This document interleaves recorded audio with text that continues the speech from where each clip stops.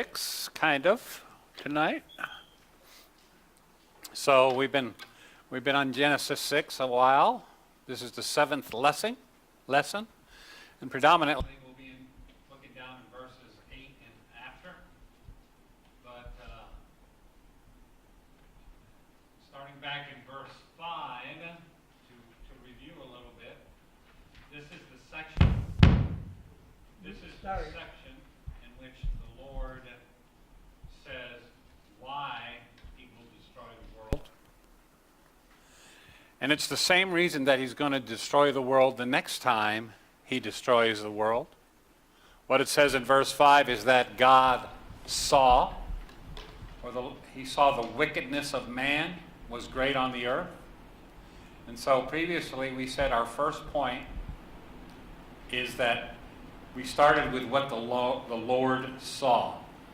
It started with what he saw. He saw the wickedness of man was great on the earth, and that every intent, every imagination, every device, every design, every plan of the thoughts of his heart were evil continually. Okay?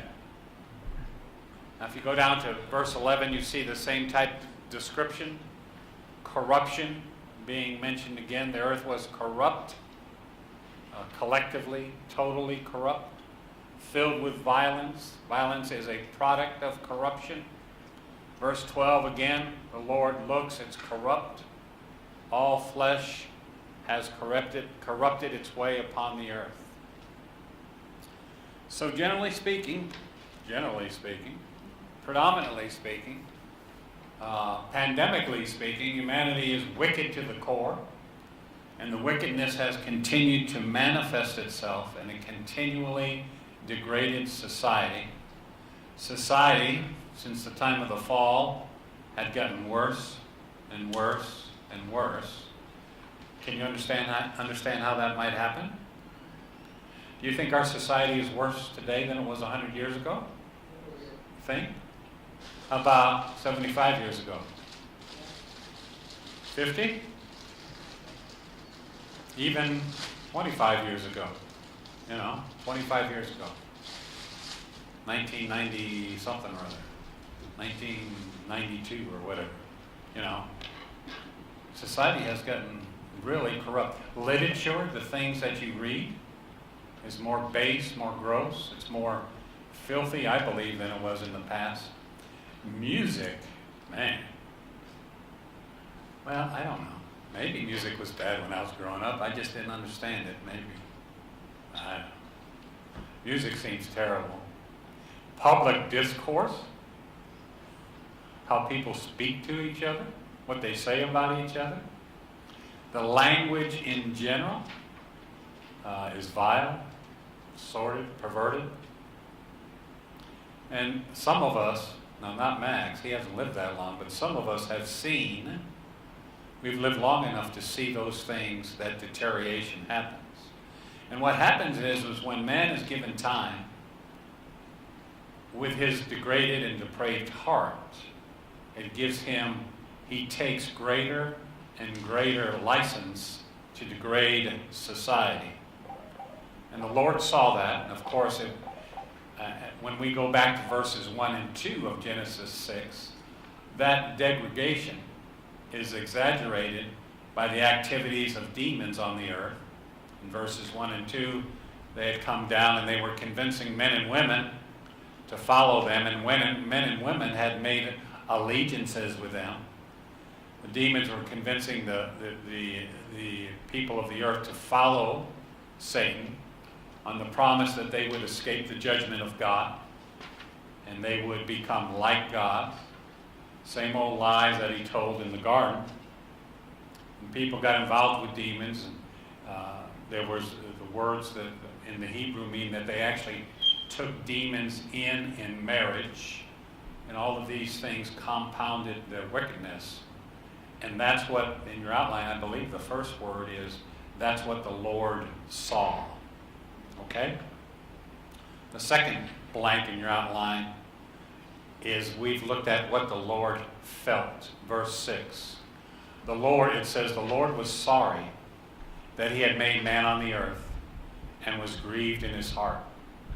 That's what he felt. He felt a sadness, okay?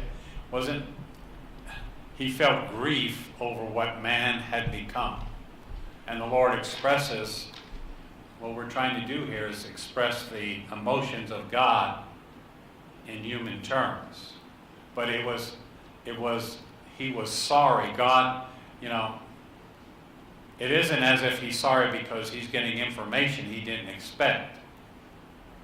He wasn't sorry in the sense that it hadn't turned out the way he thought it would, because God knew exactly how it was going to turn out. But that, just because he knew how it would turn out, that didn't make him any less sorrowful. And it didn't make any man any less guilty. And his sadness then is not tied to some type of surprise. His sadness is tied to the fact that because of the condition of man, he's not going to have any choice. Because God's holiness demands retribution for sin. Okay? It's necessary, it's inevitable, it's consistent with who he is. His holy nature has no choice but to punish an evil humanity, and that brings God grief. He's sorry. And so we saw what the Lord saw, and we read what the Lord felt. And then the third word in your outline. Thirdly, we came to what the Lord said, verse 7. And the Lord said, I will blot out, some versions may say destroy man, whom I have created from the face of the earth, both man and beast, to creeping things and to the birds of the air, for I am sorry that I made them. See, he had no choice, as I said earlier. His holy nature demanded that he have a righteous reaction to the sin which he saw. And this is actually the second speech of the Lord in Genesis 6, back in verse 3. He said, my spirit will not strive always or always strive with man. And God speaks to reveal what he wants to say, okay? That's why he speaks. He's got something to say. And God spoke perhaps even through Noah, but he spoke, and this is what he said, I'm going to blot out man who I've created from the face of the land or the face of the earth. Now if you go back one more chapter 5, verse 29, Lamech, a man named Lamech, he's different from the one in chapter 4. A man named Lamech in 529 lived 182 years, and then he became the father of a son, and the son was named Noah. And he called his name Noah. Do you know what Noah means? Judgment. Huh? Judgment. Well, he named him Noah because Noah means to give rest. To rest, to give rest from work, to give rest from toil. And I guess Lamech thought that he was going to have a child that would bring peace to the world. And he would bring rest to the world. But I told you, how long were people living at this time? 800, 900 years. Can you imagine working for 900 years and then qualifying for Social Security? That'd be tough, wouldn't it? That'd be tough. Now imagine working that long, toiling that long. So this man, when he named his son, he said he wanted to have a son who would bring rest. But I don't think the rest that Noah brought was the kind of rest that his father thought he might bring. Noah brought rest to a troubled world by the entire civilization, besides his family drowning. He did bring rest from toil. He brought rest from wickedness temporarily. Remember, the Lord had been patient during this time. How long did the Lord give people to repent? 120 years. Okay? And then verse 3, I'm going to destroy them. I'm going to blot them out. Verse 7. So that word that translated destroy, blot out. Anybody have a different word? Wipe? That's a good word. That word in the Greek is maha. It's spelled M-A-C-H-A-H, but it's pronounced maha. It's pronounced maha. It's supposed to be like that. And it's a very precise word in the Hebrew language, and it means, in essence, it's to erase something, kind of like Karen said. And in fact, it means to erase something that has been written on something else, like something written in a book. So literally, it means to remove something off of something else. Okay? Something has been on something, and then it's going to be removed. And I'll give you a couple of illustrations just with the same word. Numbers 5:23.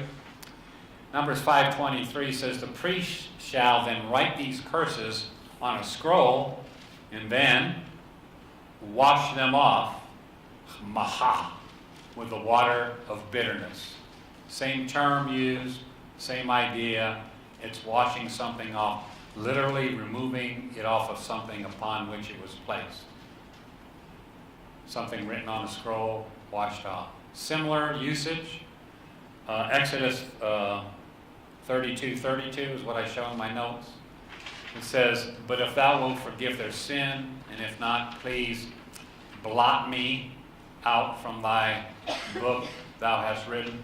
Maha, wipe. It's the idea of erasing words out of a book, wiping them off.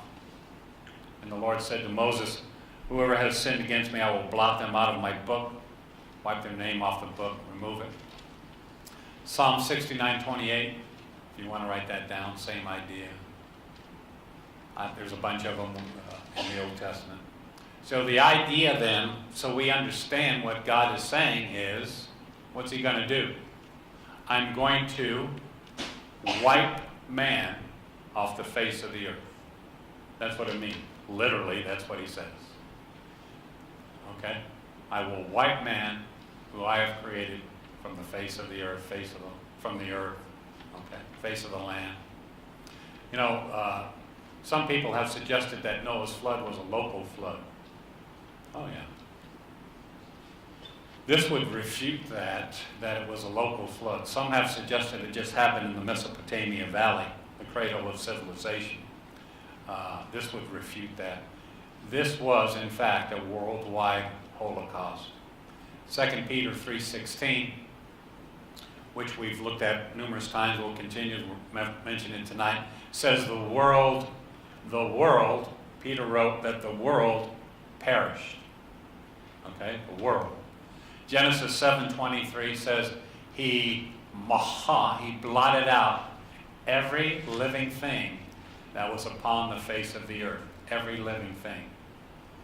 Genesis 8:21, the Lord smelled the soothing aroma. The Lord said to himself, I will never again curse the ground on account of man, for the intent of man's heart is evil from his youth. I will never again destroy every living thing as I have done. All that says is that God destroyed everything except for 8 people. So all the language indicates the complete removal of every living thing left outside the ark on the land, wiping them off the face of the planet. So he says he's going to wipe out man, beast, creepy thing. Creepy thing? Those are those. Creepy thing, and the birds of the air. Everything had to be wiped out. Yeah. The rain from the sky would knock the birds into the water after a while, I think. Everything that lived on land, everything that lived in the water, everything,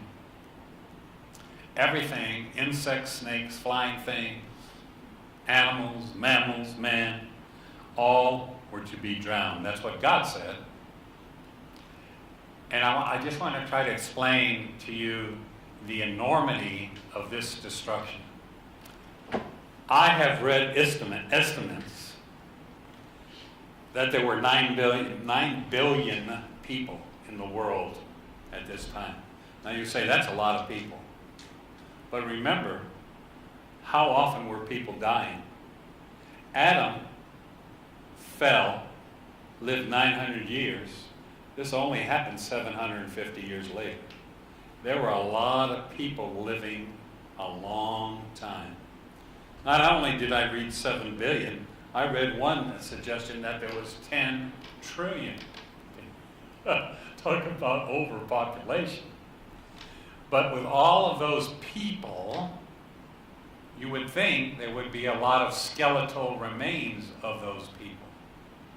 If there were all these billions of people, wouldn't paleontologists find billions of bones in the strata? And you know what the strata is?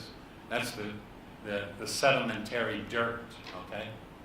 So, but when you look at the strata, you have to understand what the strata is. See,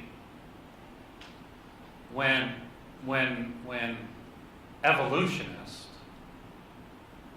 when humanists describe the history of the world, they describe strata as this layer is one time, and this layer is another time, and this layer is another time, and it ends up being millions of years, correct? Okay? But if strata is not put down that way, strata is put down by a force that goes in one direction, and it is layered all at the same time by the sheer force of what's going on. Things are so forcefully done that everything is crushed. And if strata, I believe strata is a great argument for the flood, because it's the only type of thing that could cause the strata to be formed like the way it is. An excellent movie, if you can stay awake and watch it, is Genesis History. And it explains all of these things. But if, in fact, this is what happened during the flood, shouldn't there be a great amount of bones down in that strata? Okay? Because the strata, really, the way the strata in creationism is thought of is all of this upheaval on the earth, all of this water just ran around everywhere and created all new things. Remember, there was, we believe, a canopy floating above the earth. All right, it had never rained, but there was a canopy of water, and that's one of the things that helped people live longer. People lived in a better environment. So there were a strata, there was a canopy above the earth, and then it says the fountains of the deep opened up. Okay, these huge cracks formed in the crust of the earth, and water came flying out of this, and out of this are formed the continents and the mountains around the world that we have today. See, the earth prior to the flood was not the same earth as it is now. In your outline, the words are earth and earth. Peter said, remember we looked in Peter, he said that the earth perished. Okay? The earth perished. And it makes perfect sense when you think of it, because the next time after the earth is destroyed, what happens to the earth? It perishes, and there's a whole new earth the next time also. There was a new earth the first time, there's a new earth next time. So we have a different one today than they had pre-flood. Okay? But if they do, shouldn't we be able to look, if this is true, this conjecture is true, shouldn't we be able to look into the fossil records and find all sorts of human bones and mammals and everything like that? Because 2 Peter says that the water overflowed the earth and it perished. The earth was literally destroyed. The earth was changed, mountains were changed, continents were changed, new valleys were made, etc., etc., by this great upheaval of water. Have you ever noticed the power of water? How much damage water can do? So you have this this great force of water, and all these organisms, all these people, all these animals are all caught in this great flood, and you would expect to find lots and lots and lots of fossils. Now, generally speaking, they find a little handful of remains of mammals after the flood compared to fish. Kind of makes sense, right? So what I'm saying is there's very few mammal fossils, many more fish fossils. When we study fossils, you don't find a lot of mammal bones, a few. Do you know how many dinosaur skeletons there are in the world? Good ones? About 2,000. Now that might surprise you, but about 2,000. Because you know how they make dinosaur skeletons. They find a bone, and they make a skeleton out of it. Because if they know what all the other bones look like, so they make a skeleton out of it.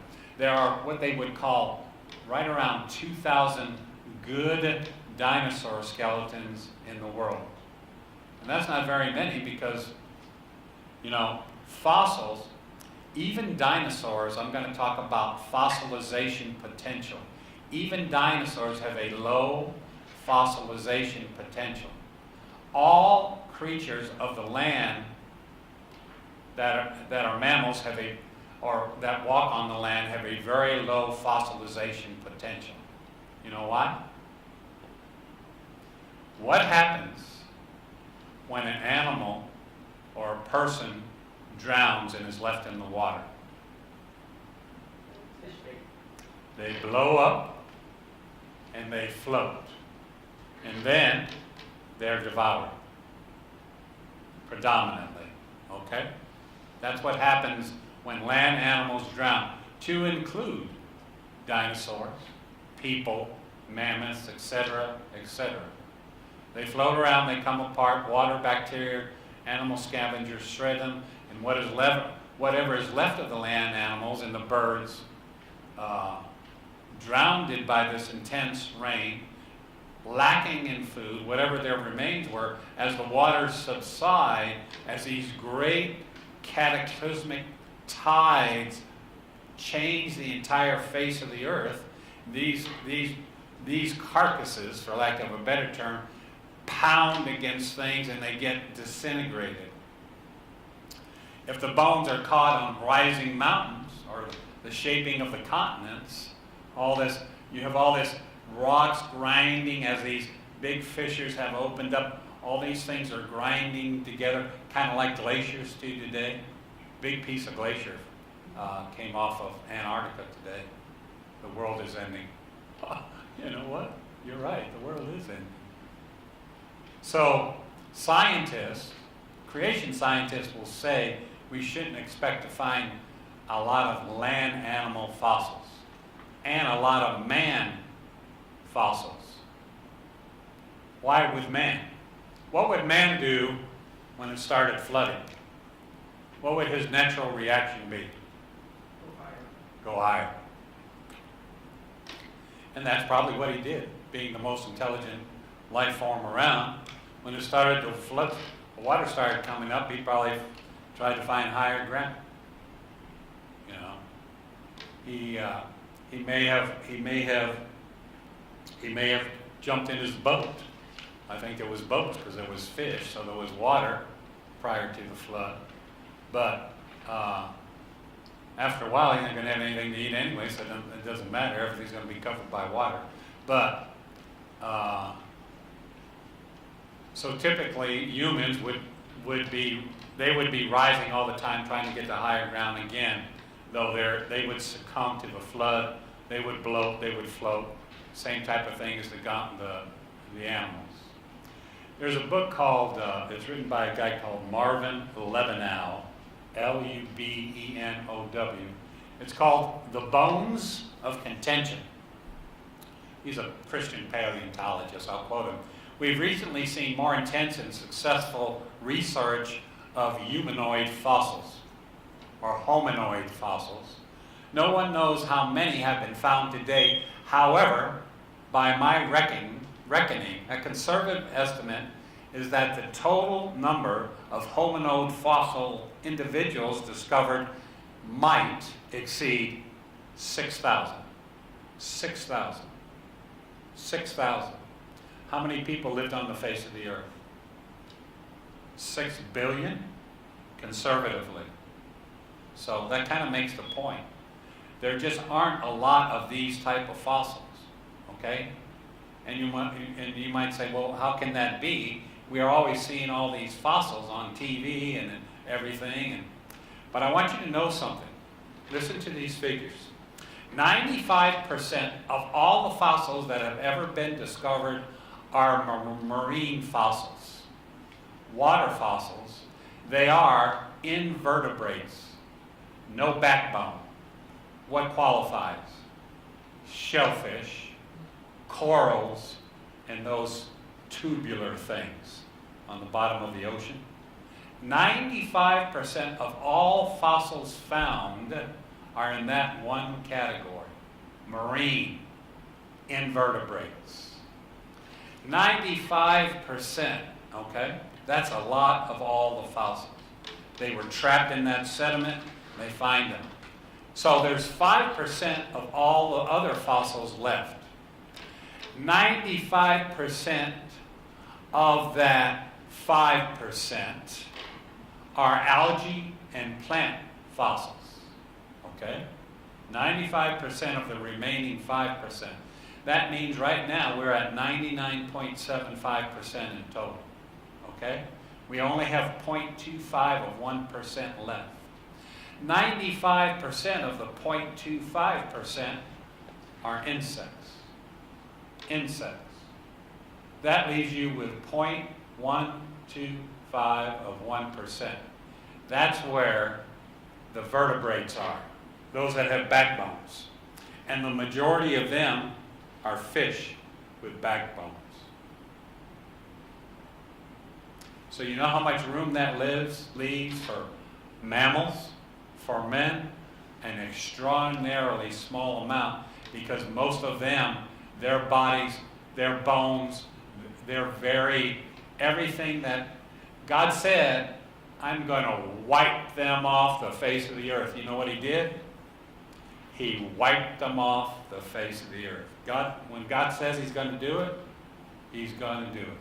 So what the flood did is very clear. If you had a worldwide flood, you would expect to find animals just as they are pictured in the sentiment. Okay? Animals, plants, etc., mammals, people floating, etc. Very few of them. So the description that is used in the word would seem to be very, very accurate. So that's what the Lord saw. Okay?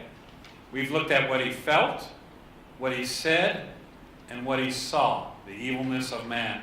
Then the last thing we'll look at tonight, we'll look at what the Lord, in your outline, the word is gave. Because this is the other thread. Remember I said you could rename the Bible, you could put on there the history of sin, and you could write underneath it the history of grace. The other thing that the Lord gave is in verse 8. But, you might want to circle that word, or put a star next to it, because it's a very important word. Okay? But Noah, in the old translation, I don't know what yours says, but Noah found grace in the eyes of the Lord. The Lord gave what he gave. The Lord gave grace. He looked down on Noah and he gave him grace. That's the word, the next word in your outline, grace. And you might say, well then, so Noah was a man unaffected by sin? Nope. Noah was a sinful man. At the end of chapter 9, it's kind of ugly. Really, really pretty ugly. He was a sinner. He was a sinner after the flood. He was a sinner before the flood. but he escaped the wrath of God, and he escaped judgment. Why? Well, the Word tells you in Hebrews 11. And in Hebrews 11, you have the heroes of faith. And you can't miss this one, Hebrews 11:7. It doesn't say Noah was saved by his works. He was saved by his faith. Your outline word is faith. Noah, being divinely warned by God about things not yet seen. What's not yet seen? What hasn't happened yet? The flood. Okay? Noah, being divinely warned by God about things not yet seen. A flood that would break up the earth. Rain hadn't been seen. God said it's going to rain, and Noah's saying, well, what's that? It's never rained. But he's warned by God about things not yet seen. And then I love this part. Moved, it says, by godly fear, he prepared an ark for the saving of his household. Noah, most people would conjecture, lived in the middle of a desert. There wasn't an ocean. There was not a body of water, most people believe, anywhere around him. There hadn't been any rain.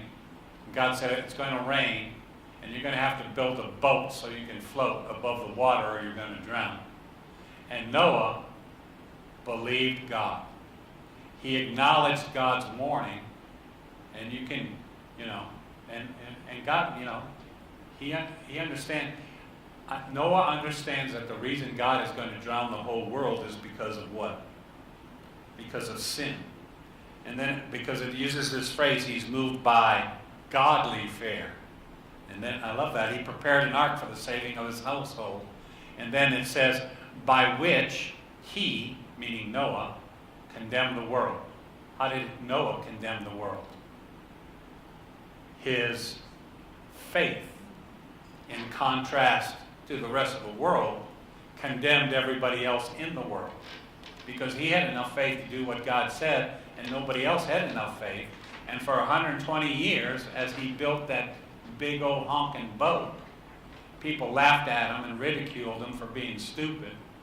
But because of his faith, he stood out against a condemned and sinful world, and he became an heir of righteousness, which is according to what?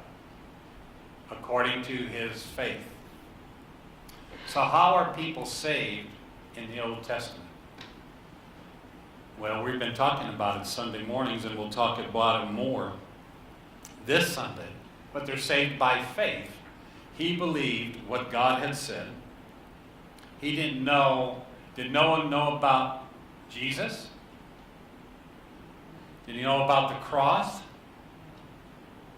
No. Did he know about the resurrection? No. But Noah believed what God said.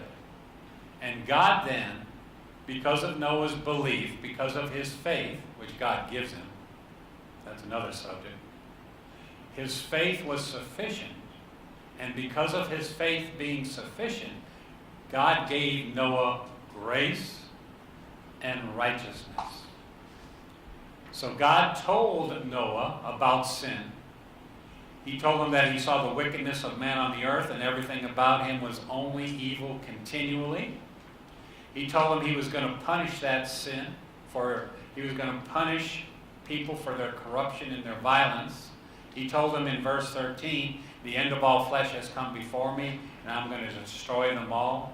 You need to build a boat to protect yourself if you believe me. And Noah believed God, and God forgave him his sin, and God granted him the righteousness which was according to his faith. God literally clothed Noah in his own righteousness because of his faith.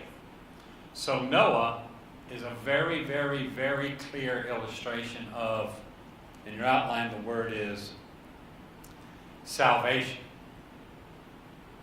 Noah entered into a covenant with God.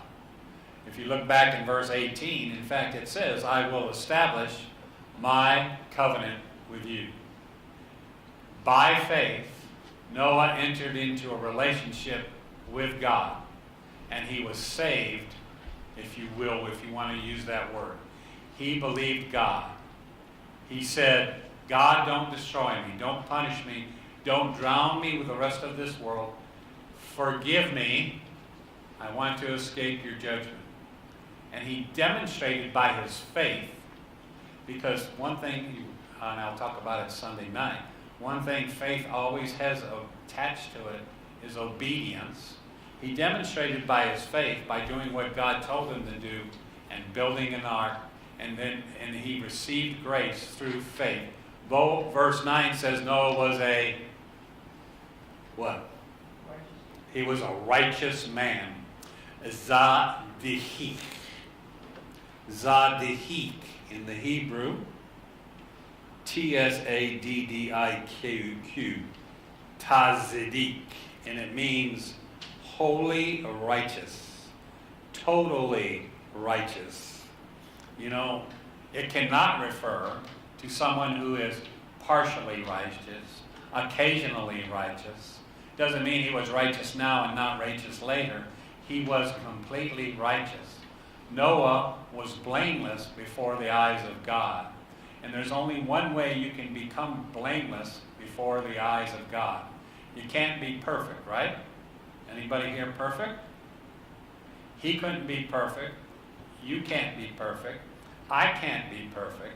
So what it says is that when God viewed Noah, he viewed him as righteous. That word in verse 9 means totally, completely righteous. Okay? It's as if God covered him with his righteousness. And that is, in fact, what it's saying. God granted to Noah, in other words, the garments of salvation. If you want to borrow the language of an Old Testament prophet, Isaiah, the garment of righteousness. And he covered that man Noah so he could be viewed by God as righteous. Why? How? How could God do that? Because God placed all of Noah's sins, the ones he had committed, the ones he might commit while on the ark, and the ones he would commit later in life, which we know by chapter 9 he did commit. God placed all of those sins on his Son, Jesus Christ, who would one day on Calvary bear them and take the full punishment for Noah. Noah was justified, and it says that he was, does it not say he was blameless in his time or in his generation? Everybody was blameworthy, but God didn't blame Noah and his family. And in his time just means in his lifespan. Everybody else perished. And how do you, Christians, get blameless and righteous? You have to be, the only way you can receive righteousness is it has to be imputed upon you by the Son of God. So here's a man named Noah who believed God when no one else did, except for his wife and sons and their wives. And God counted his faith as sufficient. Talks about his faith in Hebrews 11. And graciously forgave his sin and covered him in righteousness and put his sins on Christ, who in the mind of God, Jesus Christ, who was the Lamb who was slain when? Before the foundation of the world. That's how God could place the sins of Noah on Jesus, who had not yet been crucified. Because in God's mind and God's eye, Jesus has been slain. The Lamb has been slain since before the foundation of the world. That's an important truth for Christians to understand. Okay? Chapter 7, verse 1.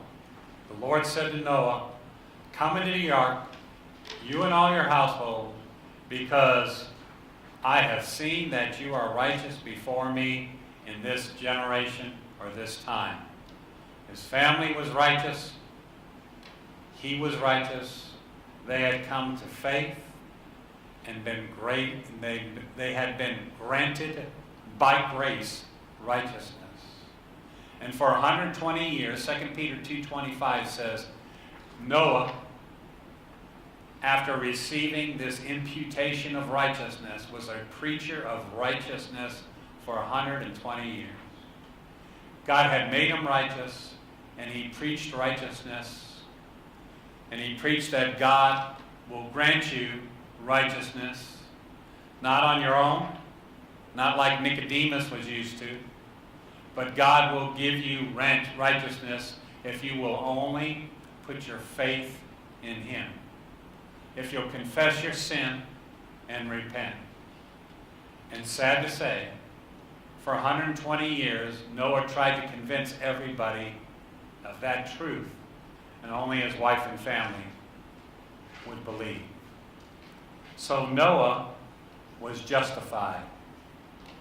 Justified as if he never sinned, never had sinned, never will sin. And I want to bring up on your outline the word is justified. And then the next two words are, to close, you can't get justified without getting sanctified. Okay? You can't get justified. The two are inseparable. You can't get saved and not be sanctified. Okay? What's it say at the end of verse 9? What did Noah do? What did Noah do? He walked with God. Is that what your Bible says? He was sanctified. He was justified by the imputed righteousness of God. He was justified, and then he was sanctified. There's no justification without sanctification. And there's no sanctification without justification. But justification has to happen first. He walked with God. It reminds you of Enoch chapter 5, verse 22. Walking with God. Another Old Testament reference to sanctification. So he was a justified man. He was a sanctified man, even though he lived before Christ. And you know what's encouraging about this whole deal is, did God know Noah's heart? Yeah. He knew exactly who Noah was. He knew Noah's issues. He knew the heart of his wife. He knew the heart of his sons, the heart of their wives. And God always knows those that belong to him, no matter what the circumstance, because God is the chooser of those that will receive righteousness. At the end of the Old Testament, in the book of Malachi, it talks about the day of the Lord, and Malachi says, those that belong to God were speaking to one another. What were they talking about? Do you remember? They were talking about judgment. They were worried they were going to be judged. And God revealed to Malachi, and he said, the Lord knows those that are his. Okay? In Noah's time, it was 8. In our time, I don't know how many it is. But in verse 9, then it simply goes on and says, these are the generations of Noah. Okay? The Toledath, the generations of Noah. This is the story of Noah. And we'll start there next week. Questions? Comments? Anybody? Where is that, God knew that Jesus had died for the sins of the world? Before the foundations of the world? I don't think I wrote it down. I know. I'll have to look it up. It might be out of Revelation. But I'll look it up and I'll give it to you guys next week. So, I have a question. Yep. Since everything was destroyed, Yeah. why do we still have it now? because it was remade. You made them. Just like next time. God's always perfect. Always does everything the same way. Last time, he destroyed everything and made a new earth. Next time, he's going to destroy everything and make a new earth. Peter wrote that this earth perished. It was completely destroyed as it existed. It completely changed. But the next time, when it's refined by fire, Yes, first water, then fire. it's a refinement, it's not a total destruction, it'll come back like, You know what it says? it'll come back. It says that the world will be torn apart atom by atom. Actually, it says the atoms will be torn apart. But won't it go back into the state of, It will be made, then it will what's a good word? Recompose into a new world. in the form of the garden? In the form of the garden with New Jerusalem. Yeah. But it's going to be completely torn asunder. In fact, those words that are used are scientific Greek words for the parts of an atom. It'll be torn apart at the subatomic level, which nobody knew about really at that time, but that's what it means. So.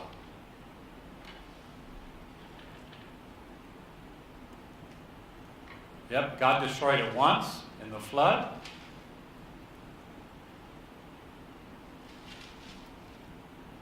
And he'll do it again, just as he did. He destroyed it once, he'll destroy it again, and it will be as if it will be completely changed. Because, we didn't have all these continents and all this stuff before the flood. We had water, but we didn't. The canopy's gone. The water that was in the earth is now gone. All of those things have changed. Others? Anybody? Might myself a note. All right, Max, you got any questions? This is Maxwell. Everybody say hi, Max. Anybody else? Okay, let's stand. If you can get up.